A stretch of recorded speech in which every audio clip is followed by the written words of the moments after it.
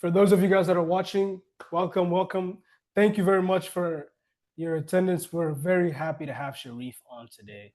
Cherif, I see you as a mentor. I see you as somebody with a lot of experience in real estate. And I follow what you do, and I take a lot of advice from you as well to implement in my own business and my acquisition. So thank you for being on today. Thank you for being open to speak about your experience. So thank you very much. Thank you for having me. I'm excited about it. I always like to share, and it's like therapy for me. So if I have problems, I talk about them, then I feel better, you know? Definitely. So a few things I want to get into. Take us back to 89. I know your first deal was in 89. Mm-hmm. Take us back to that moment. Yes. So I started in the business in the early 80s because I worked for a billionaire. So I was doing the deals for him on his behalf. I was telling people what he told me to say. I would use his money and all this to do the deals. So in 1989, when I left him to go on my own, I was to do my first deal, which was in Solana Beach, California. This is North County, San Diego. It was a duplex. And I remember I saw it advertised on a magazine called The Penny Saver. There was no internet at the time, there was nothing. And she said, below market, must sell duplex immediately, far away, ocean view, great property, a call, and she put her name. I think her name was Nicole or something. I remember I called her and she was all excited. She said, listen, I'm very busy right now, but you can come at 7 o'clock. It's gonna still be light out and you can take a look at the property. I'm excited. I have a job opportunity in Europe. I gotta travel and you can come and take a look. You'll like it. So I was working as a manager at the Del Mar Hilton Hotel. I was the general manager and I was all excited. So what I did is I prepared my questions and then I got to her property and I knew the value is 360,000, 380,000, but she didn't say how much. It wasn't put any price, she said below market value. I remember parking my car outside and my heart was beating so fast, I was scared. It's like all of a sudden I was like, what's going on, man? I did bigger deals than this for the billionaire I worked for, Edmond Bessari, by the way, his name. And I came out of the car, knocked on the door. When she opened the door, she said, hi, are you Cherif? And I blanked out. I couldn't remember her name or anything. I said, oh, yeah. And she said, okay, let me show you. And I walked in. You see, I remodeled here. I changed the carpet. This is my kitchen. Maybe it needs some work, but let me show you upstairs. She goes up. This is the bedroom. This is the other bedroom. There's the bathroom here. There's a bathroom downstairs. And I was like trying to think, okay, what question I was supposed to ask her? Yeah, I remember. If I pay you cash and close quickly, how much of a discount can you give me? But she didn't quote me a price. All this is going through my head. I go down the stairs. And she turns around, she says, the other unit is rented and it's the same configuration, but kind of the other way. And I said, okay. And she said, you're quiet. I don't know. You like it? I said, yes. How much do you want? And now I'm expecting her to say 380, 360. And she said 330,000. And I was so surprised. I said, 330? She said, okay. I can do 315, even 300 if you close sooner. Oh. I said, oh my God. She negotiated with herself. I was just surprised. I guess in negotiation, this reaction is called a flinch. When you actually have a reaction, people sometimes will adjust the price. I've been flinching since, by the way.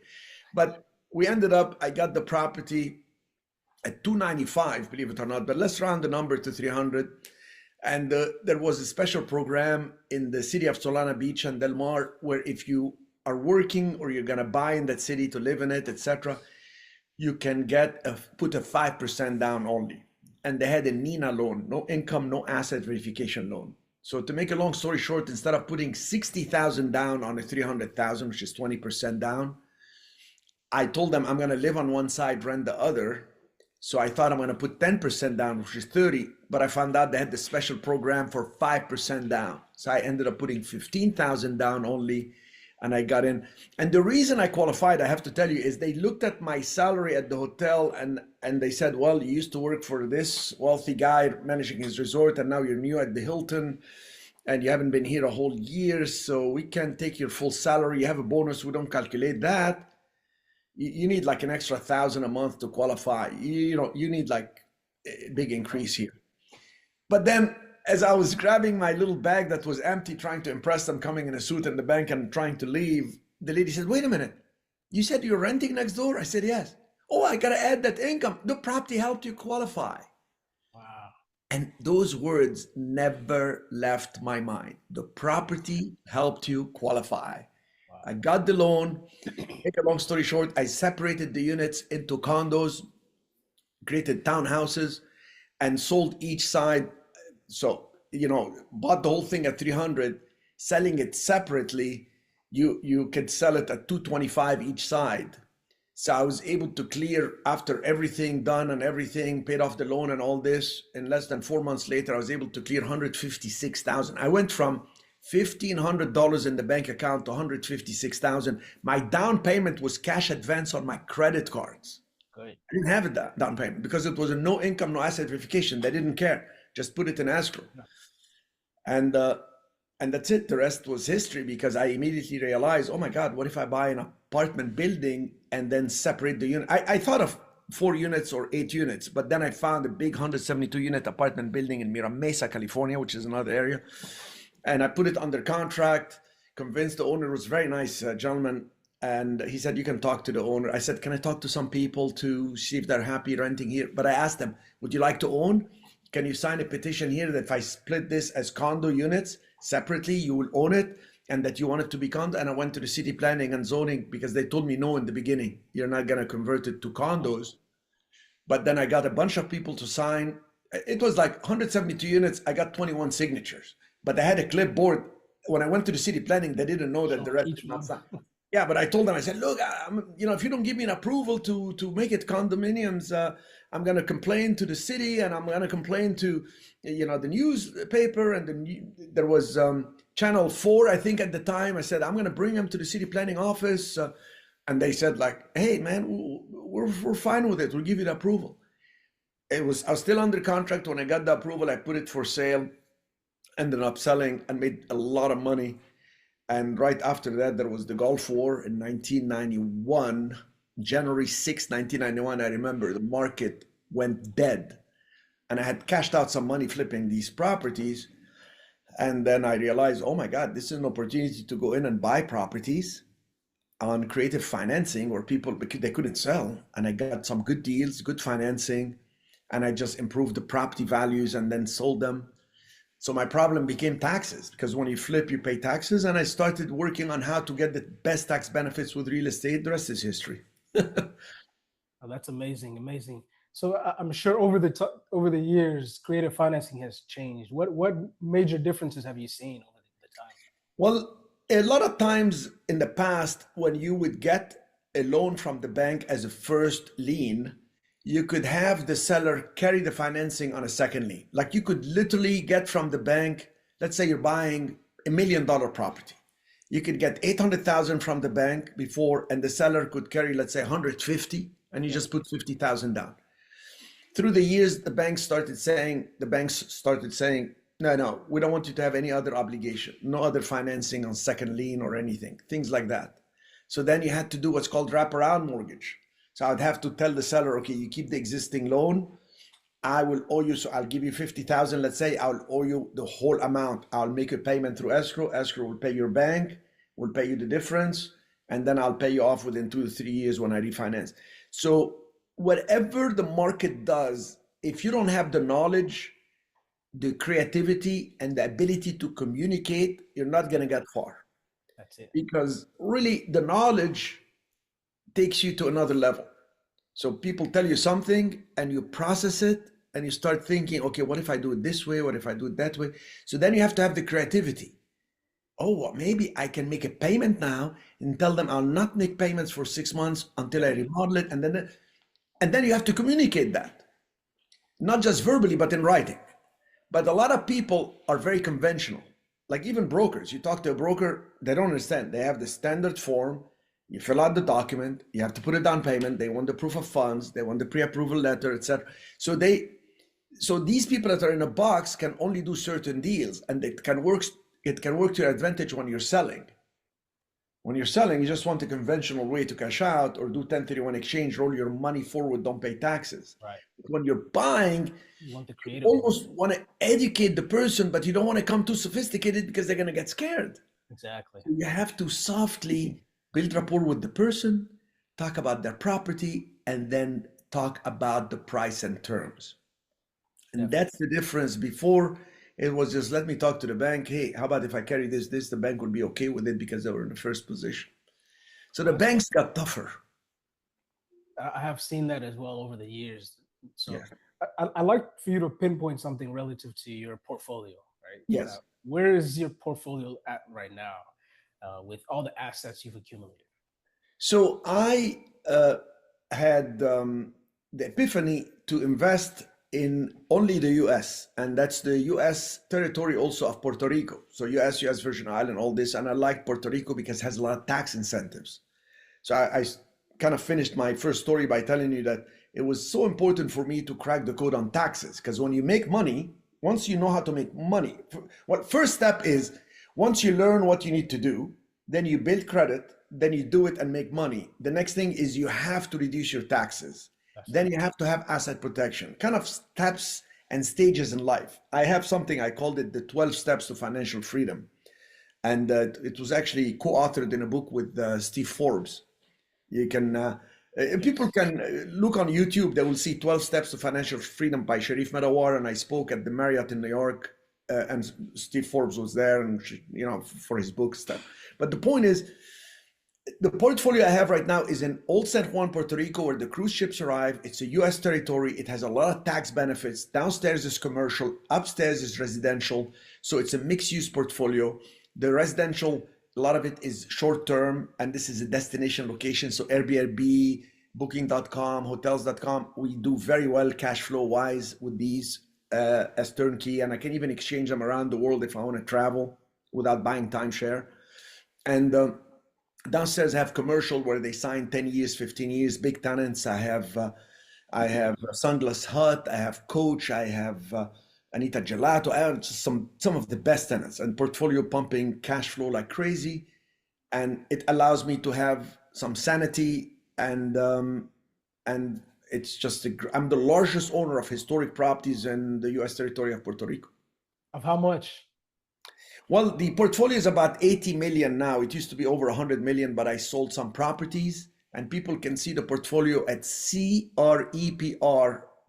commercialrealestatepuertorico.com. Yes. That's great. That's great. Yeah, You touched on the fact that triple net is very much relaxed. You don't have to put too much in once the asset is stabilized, which is part of the reason why I love triple net.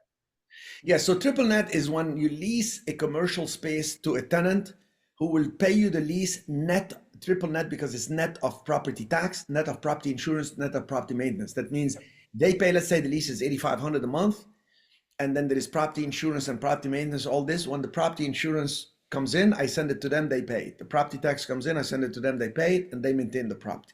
So that's the best type of lease because they sign 10 to 15 years with escalations. They take the property and I'm done. I don't have to look at them. We have direct deposits with these tenants and it's just beautiful because I have all the expenses passed through to them. Right. So you also mentioned that you wholesale a lot of these retail spaces. So you know, what I decided to do many years ago is I said to myself, I learned from the billionaires, so it is my duty to teach others.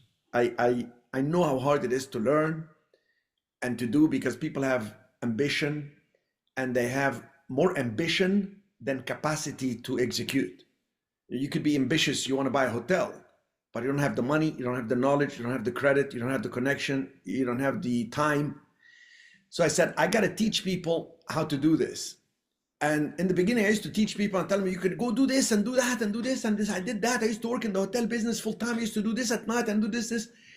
And then I realized, you know, a lot of people want to, but they're lacking something. They just need some help. So I said, okay, I'm doing it wrong. I got to tell people how to do certain steps and work with me. So I make money and they make money.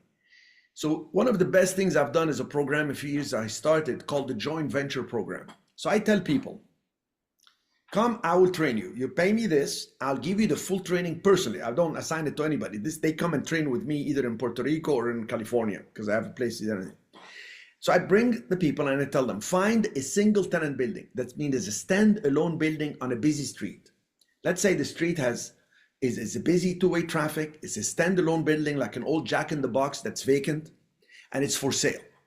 I tell them, I'm going to teach you what's the ideal building, like what kind of traffic you want, what type of size and condition, etc. So I tell them ideal building. Then I tell them, here is the script to talk to the broker. And I give them the proof of funds.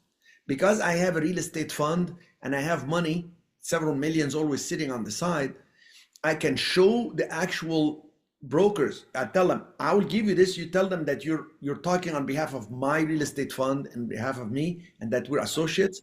And the brokers will take you seriously because in real estate, brokers don't have time to say, give me a pre-qualification letter or whatever. They say, you're pre-approved? I don't care. Do you have the cash? You see, to put the down payment or to buy it cash. So we give them that proof of funds that the money sitting in the bank account with this bank statement. So they identify the building. They know what the script to tell the broker. They send the broker the proof of fund. They put the deal under contract. They send me the video and the details of the building and I improve their email so they can start sending it to the list of national tenants. I give them 4,500 national tenants with who to contact, what the email is, how to send them the letter, who they want to be next to, what size they want, what places they want to grow in. And then when they send it, all we need is one tenant to communicate back and says, we're interested in this location, we are Ben and Jerry's, or we are Subway and we're growing and would love to lease, how much is the lease? Then all I tell that joint venture student of mine is say, forward that email to me, we're gonna set up a Zoom and we get on a Zoom. The tenant, the representative, my student who is in the joint venture program, who is learning how to do it, is going to get paid a lot of money for it. I'll tell you how right now. And I get on the call and we tell them, okay, how many years do you want? How much do you want for free months? Because they want a couple months free. We're going to give you tenant improvement. Like we're going to change the floor for you. We're going to give you money to put new ACs or whatever. Or you want to improve the kitchen. Boom, we're going to kick in 100K. So let's say a building was for sale at 800,000 and my student got it under contract at 700. Yes. We tell this company coming in Subway, we're going to kick in 100,000 for you. So that's tenant improvements to help you improve the space. So now we're going to get it. It cost us 700 to purchase it all cash and 100 to give to Subway. But Subway signs a lease for, let's say, 8,500 a month for 10-year lease. That is 100,000 a year income. That makes the property worth about $1.2 million to $1.3 million. Definitely. It's not even more. So what happens is we got it under contract at 7, cost us 8, and now it has a 50% increase in value instantly, if not $500,000. So what happens is when we close the deal, so the Subway says, okay, we're gonna go visit. They visit the place. They say, okay, we want it. We close the deal. I close all cash with the money from the real estate fund because I have investors that invest money with me now. I have students that invest with me. And then we buy it all cash. The student now on that upside, he got the deal at 700,000 under contract. It's now we have the Subway coming and Subway is going to make it worth $1.3 million, $1.4 million. Let's say that increase in value is 500,000. I pay the student 10%. So that student gets $50,000 through escrow assignment fee. And then my fund buys it. We kick in the 100K for the tenant signs, and now the value is $1.3 million. We usually turn around and sell it, cash out the money and put the money right into the fund and then do more deals.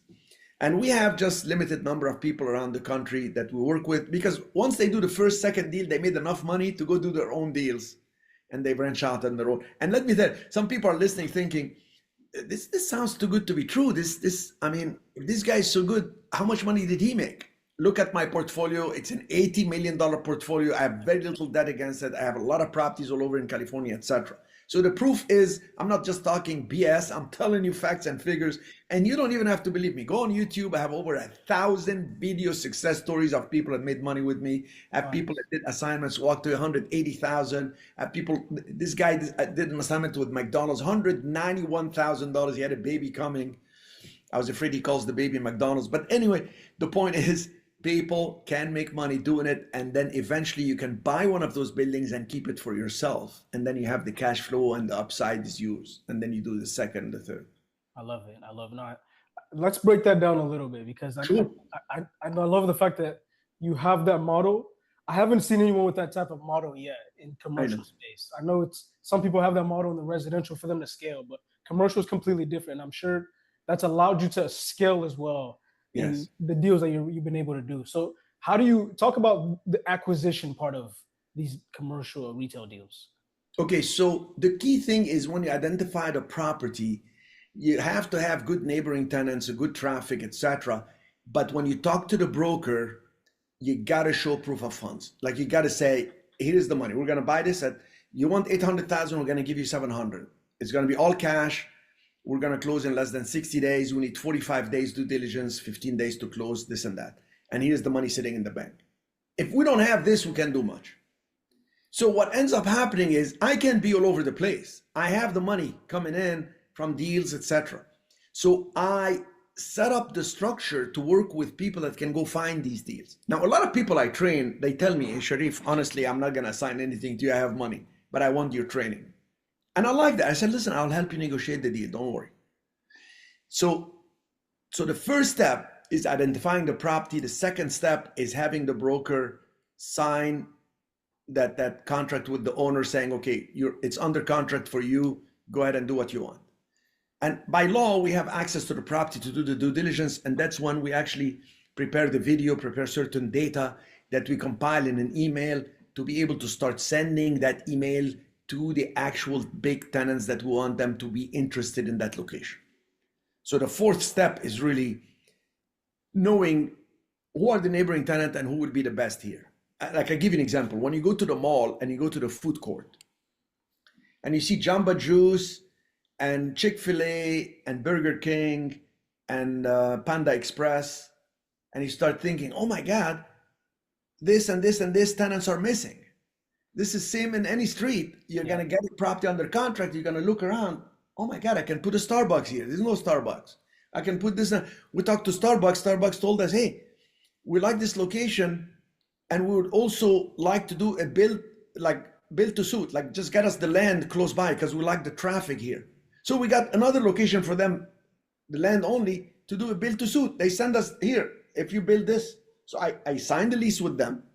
I go to the contractor and get a bid. And then I can go to the bank. I say, look, I got Starbucks with a corporate guarantee coming to sign triple net for 15 years. And the bank says, I'll give you the construction loan. I don't know how to hang a picture on the wall, but I can talk to the contractor, talk to the bank. They come in, they do the build out, and we put the deals together. That reduces a lot of risk. No, the risk is actually slim to none because there is a corporate guarantee. Right. There's a corporate guarantee. If there's no corporate guarantee, I don't do the deal. Like I have a lot of mom and pops come in and they say, I'd like to rent. And, I have a dream. I would like, my grandma used to make cookies and those cookies were delicious. I got the recipe now. I'd like to rent that space from you. I'm willing to pay $8,500. And I'm thinking to myself, have you ever cooked anything? Oh no, I hate to even make sandwiches for my husband. Well, okay, how are you going to start a business here? And you're not going to be able to pay $8,500. You see, that's not a proven business model. That's too risky. Definitely. Now, do I want to give that person an opportunity? Yes, but that's not with the investors' money in my real estate fund. I'm telling you something that works with the people that are students that are growing. And I talk students, but some of them are engineers and attorneys and stuff that do these programs with me. I mean, you could see the caliber of people we train. And all I need is somebody ambitious who's going to follow through. They'll make money, I'll make money. Their success is my success. And then actually, eventually what they do after they finish the training and they do the first deal, I do assignment, get 50K, 40K, 80K. What they do is they come back and they say, okay, I need to do more deals for myself now. So I help them set up a real estate fund because we set them up with the Security and Exchange Commission. I have in-house attorneys, etc. And we draft a private placement memorandum that they can go talk to people and say, hey, listen, friends and family, they can go to Investors Club and say, we get these buildings, we do this and that. We have the whole thing turnkey. We have the tenants. We worked with the Cherif Medawar and, they explain what they do and people give them money, 25,000, 50,000, and they can actually raise the capital to do the deals for themselves. And these are really two steps that are so important. Know how to make money, know how to scale that game through the real estate funds. And my programs I charge, I think, the best value. And I've been up and running for Great. over 26 years doing trainings right now. It's not like it's a fly by night, you know? I agree. Yeah, if you could talk a little bit more about the fundraising with the SEC. What are some of the regulations the SEC requires? So the SEC says, okay, you have two types of real estate funds that you can set up. Reg D 506B and Reg D 506C. The Reg D 506B, they say if you're not going to advertise publicly and you're going to talk to some friends and family, you can take some non-accredited people. Non-accredited people, that means people that don't have a net worth of $1 million excluding their home. Yep. If you have some friend, a school teacher that's friend of the kids' school and stuff that want to invest with you because you're telling them what you do and they have known you before you set up the fund, you can actually have them invest with you and raise money. How much money can you raise under Reg D 506B, which is friends and family? You don't publicly advertise. You can have friends and family, and you can raise as much as you want. You want 10 million, 20 million, etc. And they give you the money. You can offer them part of the upside. You can offer them cash flow and upside, or you can just offer them a steady return. So you have two types of opportunities. Set up an equity fund where you give them cash flow and upside, or a debt fund. I'll give you just so much cash flow and you can live off of that, or you can reinvest that, and the upside is yours. The other fund, which is the better one, is what's called Reg D 506C, that allows you to publicly solicit, but you only can have accredited investors. Accredited meaning people, again, with a net worth of $1 million excluding their home. So you set up Reg D 506C, we draft a private placement memorandum for you, give it to you turnkey, and you can now show up in an event anywhere. You can go on social media and say, hi, my name is Cherif Medawar, and I'm raising money for these type of projects. And we also do this and that. In that fund, it's like a mutual fund. You can do private notes, you can do tax lien, tax deeds, you can do residential, commercial, apartment in one structure. Yeah.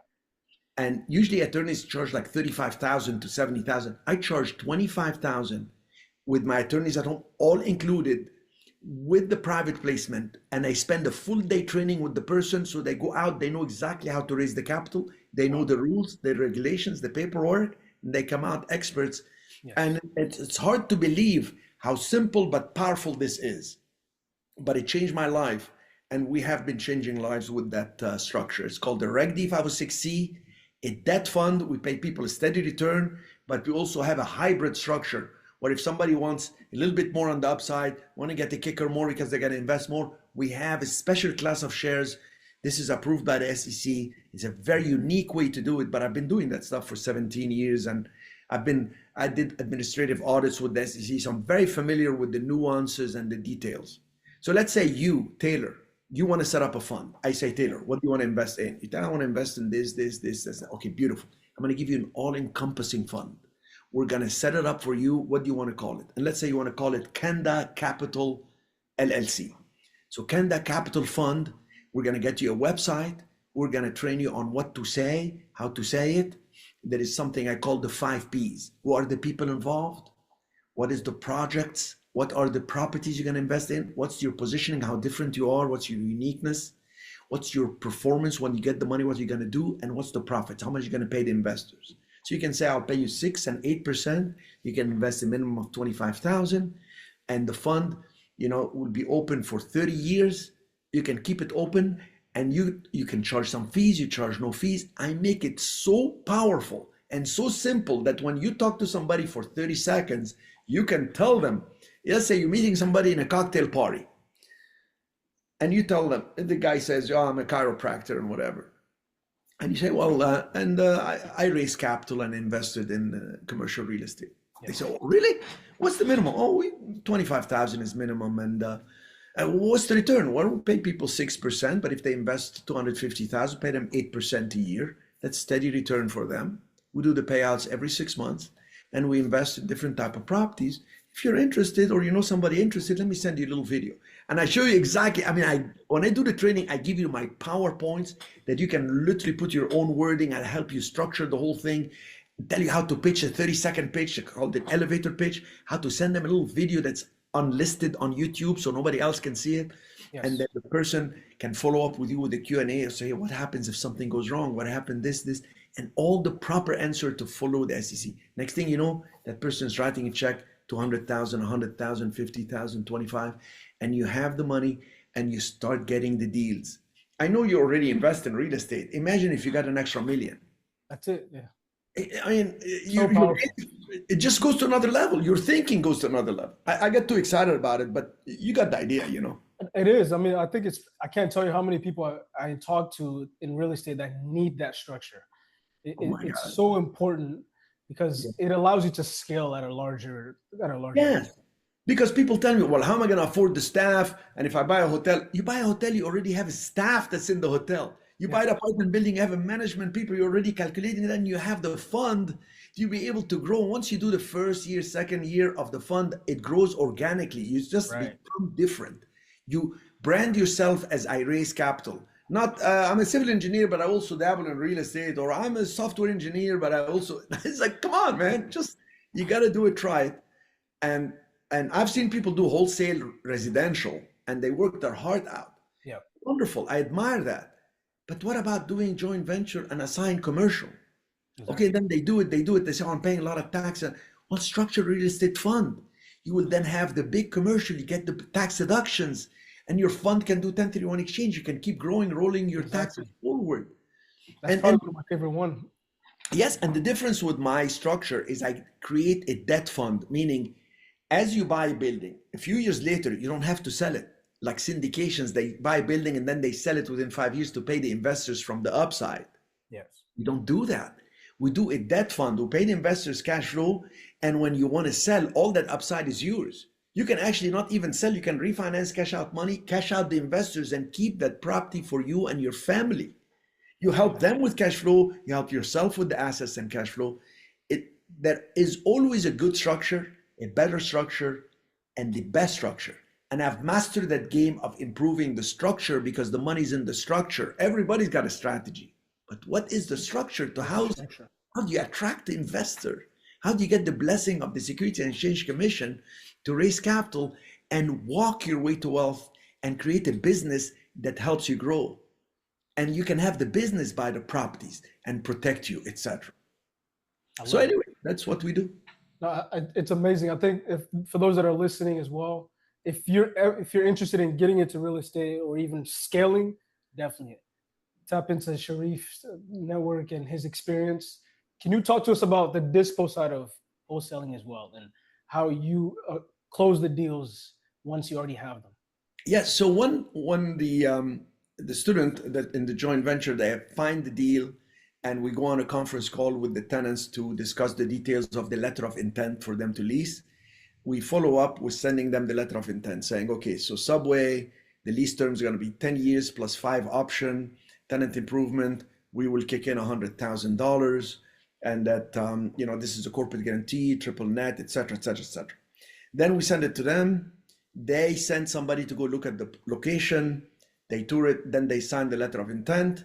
Then we close escrow. We close the deal. We change title into my company's name.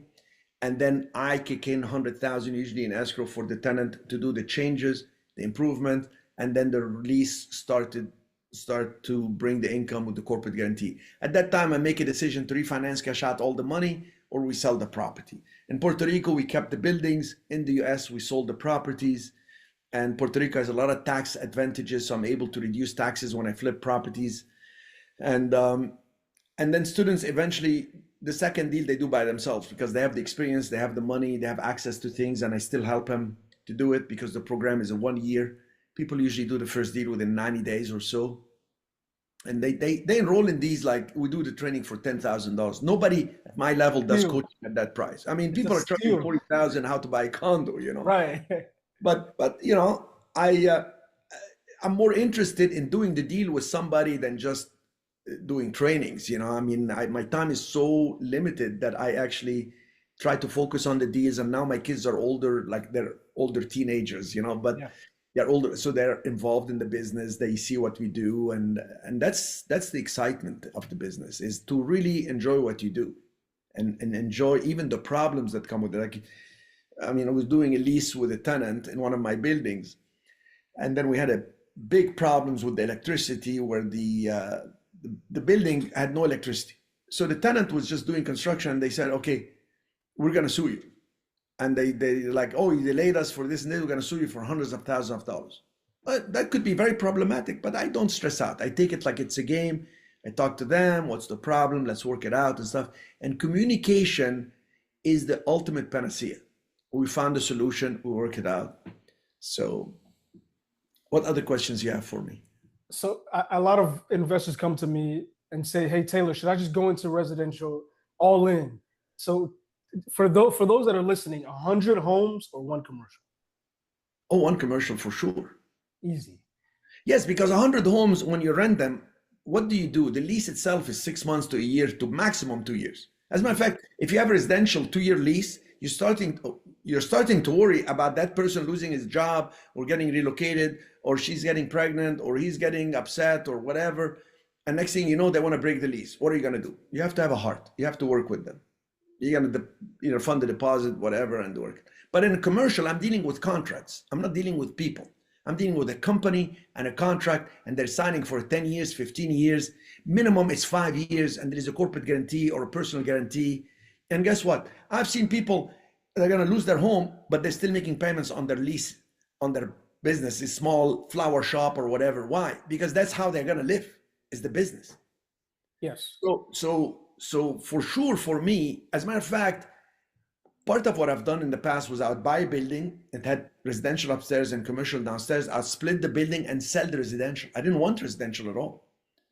I mean, look, with the short-term rental, if you're not in a destination location, it's not going to even work because it's so expensive to maintain, to promote, to pay the commissions and all this. But I'm in a destination location. Right. So you can do it. And I still don't like the residential. Still don't like it. I just do it because somehow it's profitable in the area I'm in, but in general, no. Like when there is an apartment building, I try to avoid it. There's always too many moving parts. I wanted to start a charitable organization called Battered Landlords. Just kidding. Really? It's because, I mean, look, apartment buildings, too much work. You get a little strip mall, you can put a bunch of tenants, they're not going to talk to you. Finished. One is 5 years, one is 10 years, and they're vested in it. They want to keep the business clean, the place is working, etc. Pass on the expenses to them. World of difference. I can't deal with too much residential. I love it.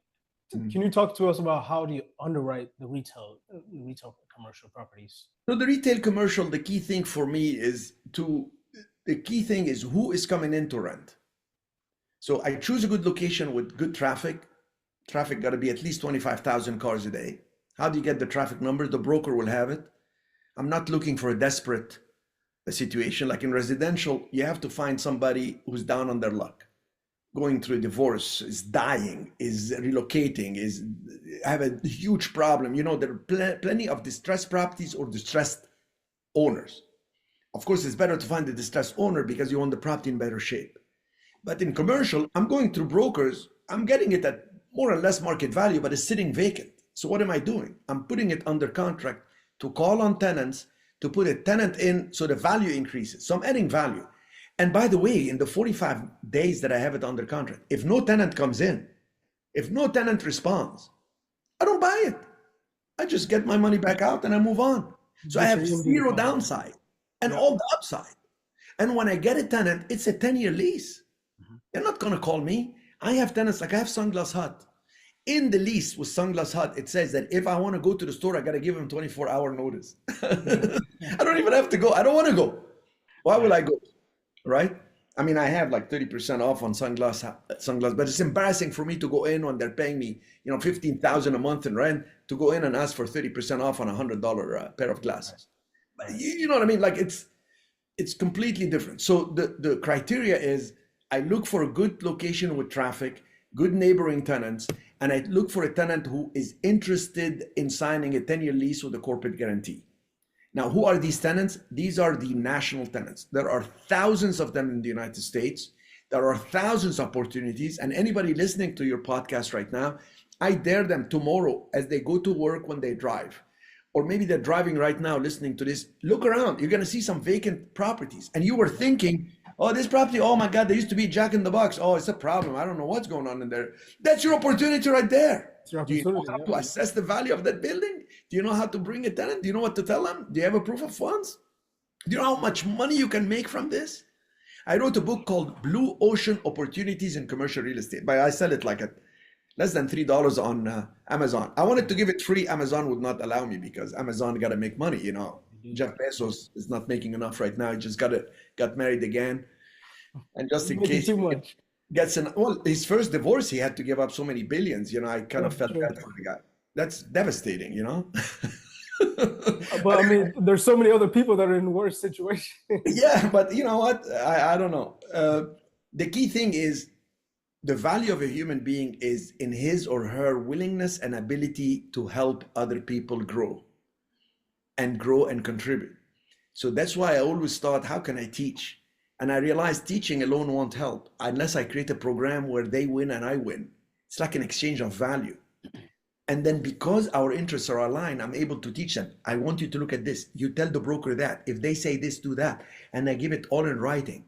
My training is so detailed, whether they're setting up that business model to go and find these buildings, or whether they're setting up a real estate fund to raise money and do bigger deals. It's very detailed. I mean, I start by defining the words because like so many people, English is my third language. I speak Arabic, French, and then English, and then Spanish. My Spanish. Ouais, vous parlez français? Oui, bien sûr, mais pour les podcasts, on va jusqu'à rester. Oui, bien sûr. So, yes. So, the point is, a lot of people, English is their second language. So, I start by defining all the words. And a lot of people are English is their only language, and they're really good at what they do. They're doctors. But the lingo of real estate is different.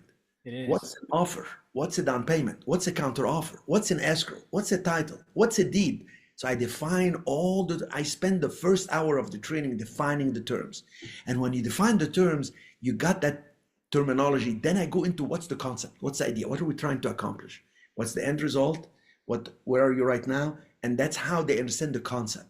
And then the business model. What do you do first? What do you do second? What do you do third? So you find the property, you find the broker, you talk to the broker, you get the proof of funds, you make the offer this way, boom, you prepare the contract and the stuff that's going to go to the tenants. So you start attracting them. And then finally, how to apply all this to succeed, the application for success, the action that you need to take. I've been to trainings where the person starts by talking about themselves and how great they are for 20 minutes. I already lost my mind. I want them to tell me, define what you do, define the idea behind it, define the business model. What do I do first, etc. And maybe God gave me the gift of teaching, but it's because I struggled to learn from others. I had to find the right questions because when you're starting, you don't even know what you don't know. But now I learned how to teach, and the highest level of teaching is to produce results through others. And that's why I'm very proud of the success stories we've had. And with 3,000 plus videos on YouTube, I try to tell people what's out there. But to come and do it, to really do it, I tell them, schedule the time. Can I give where they can reach me? Is that okay? Yeah, of course. They can reach my VP, Ashley, ASHLEE, at CM, which is Cherif Medawar, REI.com, which is real estate investing. So Ashley at CMREI.com. They will be able to reach me. And frankly, if they put Cherif Medawar on YouTube or anywhere, they will see the videos. They will see. If you put me on Google, you will see and you'll reach my office. And we don't do a lot of trainings. I used to do live events and stuff. It's very seldom now. We just do a lot of trainings live when they come to me, just small trainings, or we do it on Zoom, and we just focus on less people. And we grow like this, more results, instead of just growing like multitudes. I'm not Anthony Robbins or whatever, Tony Robbins he does it great as well. How long is your training? Huh?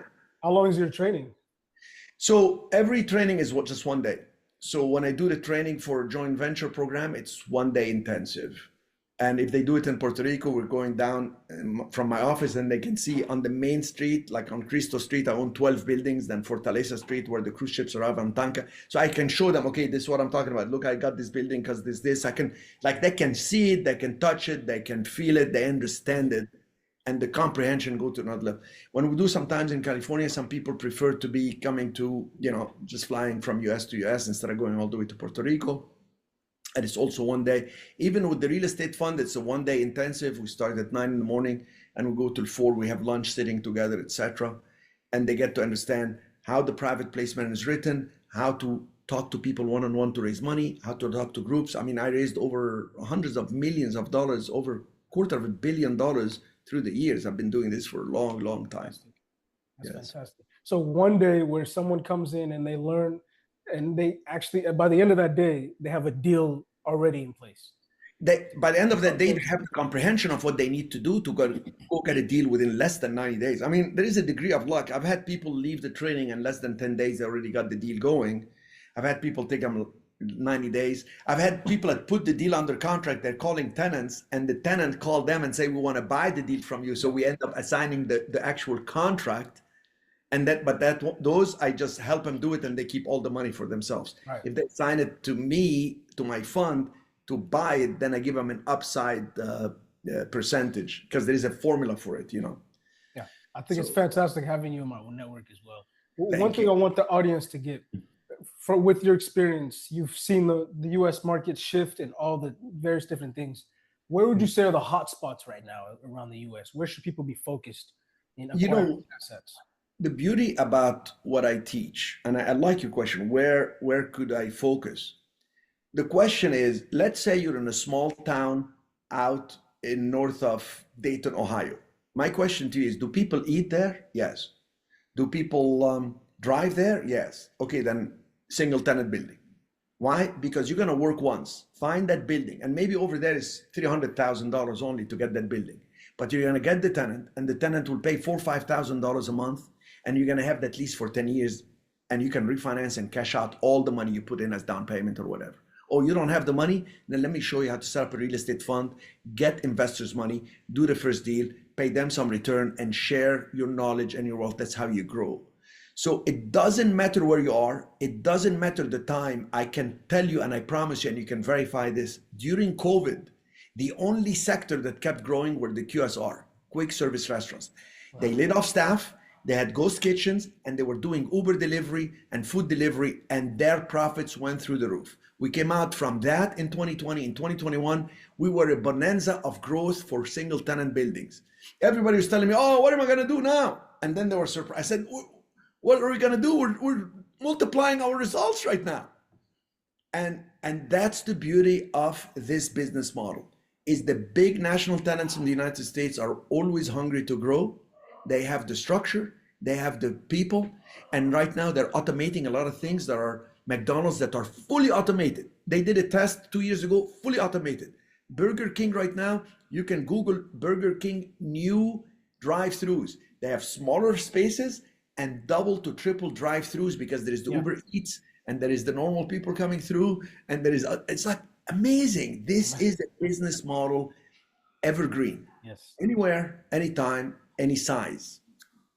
Yeah, I definitely would encourage a lot of people that are interested in getting into real estate. Don't start small. Go straight to retail. Go straight to commercial. Yes. Yeah, it makes a lot of sense. It has no downside, huge upside, Definitely. Any last advice you want to share with audience? Yes, I mean, the key to the success is 3 things really. Number 1 is getting the knowledge, or like, how do I apply that knowledge is the next thing. So knowledge without action as number 2, you're not gonna get far. And action without knowledge, you're gonna work yourself to death with very little results. So knowledge, then action, and the third most important thing is networking. Get to know the broker, get to know the people that can guide you, that can teach you. I mean, people like you who take the time to interview me, I appreciate your time. Believe me, what you're doing is a great service. And not only that, you're learning, and I'm learning also with what's out there just in talking to you and reviewing what I do and listening to your questions and reflecting on it.